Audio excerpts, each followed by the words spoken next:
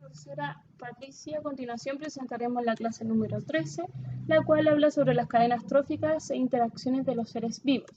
Las estudiantes que componen esta presentación, Elina Brito, Carolina Salas, Ninosca Sepúlveda y Claudia Díaz. Mi nombre es Carolina Salas, la cual va a comenzar hablando de los seres vivos, que son los animales invertebrados. Invertebrados forman el grupo más numeroso de animales, carecen de columna vertebral y esqueleto interno articulado. La mayoría tiene una protección externa, como si fuera de armadura, por ejemplo el escarabajo. Hay otros que no tienen ninguna protección, por ejemplo el pulpo. Se clasifican en artrópodos, moluscos, gusanos, equinodermos, medusas, esponjas. Los artrópodos se caracterizan por tener cuerpo y pata articulada.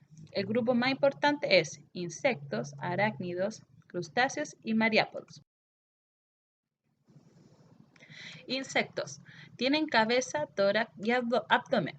Tienen 2 antenas en la cabeza y 6 patas en el tórax. Son terrestres y respiran por tráquea. Arácnidos. Tienen cefalotórax, abdomen. El cefalotórax es una pieza que engloba la cabeza y el tórax. Carecen de antena. En la boca poseen pinzas que se usan para comer. El cefalotórax tiene 8 patas, son terrestres y respiran por tráquea. Crustáceos. Tienen cefalotórax y abdomen. Poseen 2 antenas en la cabeza y la mayoría tienen 10 patas en el cefalotórax. El cangrejo tiene una pata delantera en forma de pinzas. Son acuáticos y respiran por branquias. Mariápodos tienen cabeza y tronco. Poseen 2 antenas en la cabeza. El tronco está formado por segmentos o anillos articulados. Son terrestres y respiran por tráqueas. Los moluscos tienen el cuerpo blando. Tienen una concha externa como el caracol. A veces es interna como el calamar o no tienen conchas como la babosa. Se dividen en 3 grupos: gasterópodos, bivalvos y cefalópodos. Los gasterópodos tienen una concha de una sola pieza. Sus ojos están en el extremo de los tentáculos. Son marinos y respiran por branquias. Los terrestres, como el caracol, respiran por pulmones. Los bivalvos. Su concha tiene 2 piezas llamadas valvas. No tiene cabeza diferenciada. Viven en el mar, sujetos a rocas y arena. Respiran por branquias. Cefalópodos. No tienen concha. El calamar lleva una bolsa de tinta para enturbiar el agua y huir sin ser visto. En la cabeza posee tentáculos. Vive en el mar y respira por branquias. Los gusanos tienen el cuerpo alargado y blando, formado por anillos. Viven en suelos húmedos o de agua. Algunos son parásitos. Se alimentan de sus víctimas, como los que viven en el intestino humano. Mi nombre es Ninosca Sepúlveda y en esta instancia abordaremos los animales vertebrados, los cuales tenemos a los equinodermos y medusas, que son animales marinos. Se desplazan por el mar a través de sus pequeños pies. Las estrellas de mar tienen un esqueleto externo formado por placas calizas encajadas entre sí. Las medusas son animales casi transparentes, formados por un cuerpo blando. Por otra parte, tenemos también a las esponjas, que también se caracterizan por ser un animal. Viven en el agua, generalmente sujetas a las rocas. Filtran el agua a través de sus poros y retienen las sustancias que les sirven de alimento. También tenemos a los vertebrados, animales que tienen esqueleto y interno articulado. Tienen una columna vertebral y su cuerpo está dividido por cabeza, tronco y extremidades. Se clasifican en mamíferos, peces, anfibios, aves, etc. Los mamíferos tienen su cuerpo cubierto de pelos, su temperatura es de sangre caliente, respiran por pulmones y succionan la leche a través de sus labios. A continuación, tenemos algunas imágenes, las cuales demuestran a estos animales anteriormente mencionados. También tenemos a las aves. Su cuerpo está cubierto de plumas, respiran a través de sus pulmones. Su temperatura es de sangre caliente, contienen un esqueleto ligero, ya que sus huesos son huecos. Los peces, su cuerpo está cubierto de escamas. Los peces respiran por branquias. La mayoría de estos tienen esqueleto óseo con huesos en forma de espina. La temperatura corporal es de sangre fría. Por otra parte, tenemos a los anfibios, en donde sus extremidades son patas musculosas. La temperatura corporal es de sangre fría. Las crías nacen en el agua y respiran por branquias. Son ovíparos. Se reproducen por huevos. Las hembras ponen los huevos en el agua y el macho los fecunda. Y por último, tenemos a los reptiles. Su cuerpo está cubierto de escama, su temperatura corporal es de sangre fría, respiran por pulmones y la mayoría son carnívoros. Son ovíparos, es decir, se reproducen por huevos. Y aquí también tenemos algunas imágenes representativas de aquellos animales vertebrados que hemos mencionado. A continuación, habla Lina Brito y voy a hablar de la clasificación de los animales según la alimentación, los cuales hay carnívoros, insectívoros, herbívoros y omnívoros. Según su desplazamiento, quienes caminan, saltan, vuelan, reptan, nadan. Según su reproducción, ovípara, vivípara y ovovípera. Según su hábitat, que hay aéreos, terrestres y acuáticos. Según su alimentación podemos decir que hay animales carnívoros, los cuales se alimentan de carne, tienen dientes caninos largos, molares cortantes, tienen fuertes garras, tienen uñas encorvadas y retráctiles.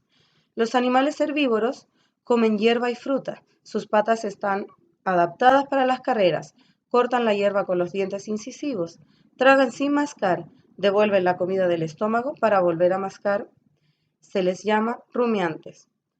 Los animales insectívoros comen insectos, son de tamaño pequeño, tienen molares puntiagudos y sus patas están organizadas para escarbar la tierra. Los animales omnívoros comen carne, hierba, frutas y semillas. Los mamíferos aéreos se clasifican en activos y pasivos, dependiendo de cómo desarrolla su vuelo. Los animales acuáticos, como las ballenas y delfines, al tener un origen terrestre, poseen una columna desarrollada para andar. Por esta razón, se desplaza moviendo su espina dorsal de arriba hacia abajo. El desplazamiento de los animales reptiles se lleva a cabo raptando o arrastrándose sobre la superficie. Las especies que raptan se arrastran sobre el suelo utilizando sus 4 extremidades cortas para apoyarse y avanzar ondeando su cuerpo. Los animales terrestres pueden desplazarse caminando o corriendo. Los mamíferos que se desplazan caminando o corriendo suelen ser cuadrúpedos. Tienen extremidades largas que terminan en pezuñas, cascos o garras. Finalmente, los que se desplazan saltando, como los canguros, tienen extremidades posteriormente potentes y tendones adaptados para actuar como resortes. Según su reproducción, están los animales ovíparos, que son aves, peces, reptiles y anfibios. Se reproducen por huevos. Están los animales vivíparos, que el embrión crece dentro de la madre en el útero. Se alimenta de los nutrientes de la placenta. Cuando nacen, se alimentan de leche materna. La mayoría de los mamíferos son vivíparos. Enseguida están los animales ovovivíparos. Mantienen sus huevos en el estómago hasta que están listos para eclosionar. Imposibilita a la madre a alimentarse y a defenderse, como por ejemplo está el ornitorrinco y la anaconda. Según su hábitat, están los animales aéreos, que son aves e insectos. Tienen la capacidad de volar. Se desplaza por los aires. Tienen alas de plumas en las aves y alas de material sedoso y transparente en insectos. Los animales terrestres viven en tierra firme, nacen, crecen, se desarrollan, reproducen y mueren en tierra firme. Los animales acuáticos viven en el agua dulce o salada. Fuera del agua no sobreviven, nacen, crecen y se reproducen y mueren en el agua.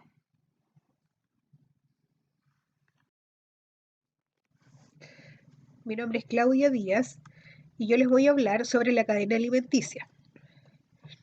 La cadena alimenticia está formada por productores, como lo son las plantas y los vegetales, los consumidores, entre estos están el hombre y los animales, y los descomponedores. Podemos hablar como los hongos y bacterias.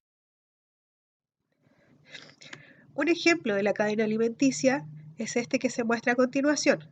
en donde hay un productor, que sería el pasto, un consumidor primario, que sería el saltamontes, un consumidor secundario, como la rana, un consumidor terciario, la serpiente, y un consumidor final, el halcón. Para luego, cuando defeca este halcón, pueden crecer hongos y bacterias. También hablaremos de las interacciones entre los seres vivos. Hablaremos de la predación. Una explicación breve para la predación es que es una interacción entre un consumidor secundario que se alimenta de uno primario. El que caza es el predador y el cazado es la presa. Ahí tenemos algunos ejemplos. Competencia. Los organismos compiten para lograr algo. Se produce una separación de competidores. Se dan dos mecanismos de solución: la jerarquización, un grupo o uno de los animales se impone al resto, y la territorialidad. Consiste en la repartición del terreno entre varios organismos del mismo tipo, de modo que cada uno tenga su sector propio. Parasitismo. Se produce entre especies diferentes. Uno de los seres se beneficia a expensas del otro. Esto se llama parásito y el que es perjudicado se llama anfitrión, como por ejemplo la pulga o la garrapata que se benefician de un perro. Comensalismo. En este tipo, uno de los organismos obtiene un beneficio y el otro no es beneficiado, pero tampoco es perjudicado. Como por ejemplo, cuando un pájaro hace un nido en el árbol. El pájaro es beneficiado, pero el árbol no tiene ningún beneficio, pero tampoco es perjudicado. Por último, el mutualismo. En este tipo, ambos organismos se benefician. Por ejemplo, el pez se favorece de la anémona y la anémona a su vez también del pez. O la abeja del polen de las flores, y así las flores se pueden reproducir. También tenemos enfermedades que son transmitidas desde los animales a humanos, como por ejemplo la influencia aviar. Las aves infectadas sueltan el virus de la gripe en la saliva, secreciones nasales y en las heces fecales. Se cree que la mayoría de las infecciones con gripe aviar en humanos han sido el resultado de contactos con aves de corral infectadas o con superficies contaminadas. La rabia es una de las enfermedades más peligrosas que transmiten los perros y gatos a los seres humanos, ya que una vez que desarrollan los síntomas es prácticamente 100% fatal. Niños y adultos mordidos por cualquier animal se deben lavar inmediatamente la herida con agua y jabón y buscar atención médica con urgencia. Virus Anta. El síndrome de hantavirus es una enfermedad infecciosa aguda por un virus que infecta a roedores silvestres permaneciendo en ellos de por vida.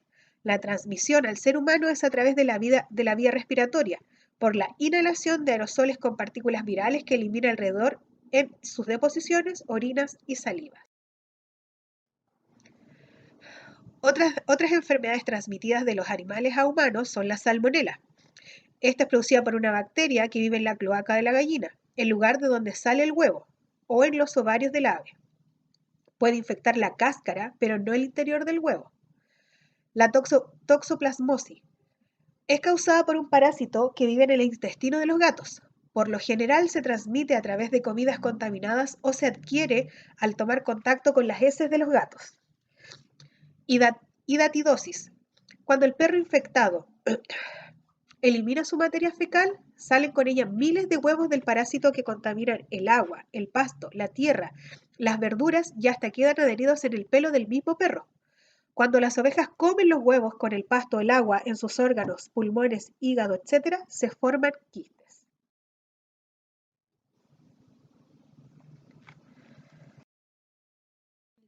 Es necesario mencionar que esta temática, al ser llevada a la práctica, debe ser importante que como futuras educadoras de párvulos conozcamos en relación a los tópicos anteriormente mencionados, ya que dependiendo de la interacción que tengan niños y niñas por los seres vivos y su conocimiento, es la experiencia que van a tener y qué aprendizajes pueden adquirir. Además, se debe mencionar que los animales son un tema de interés de niños y niñas, por lo que debemos aprovechar este recurso conociendo cada uno de sus tipos, clasificación y sus características. Por otra parte, esta temática se puede manifestar en la práctica por medio de las experiencias educativas en las cuales se utilice como foco principal el juego, en donde los párvulos logren adquirir aprendizajes significativos.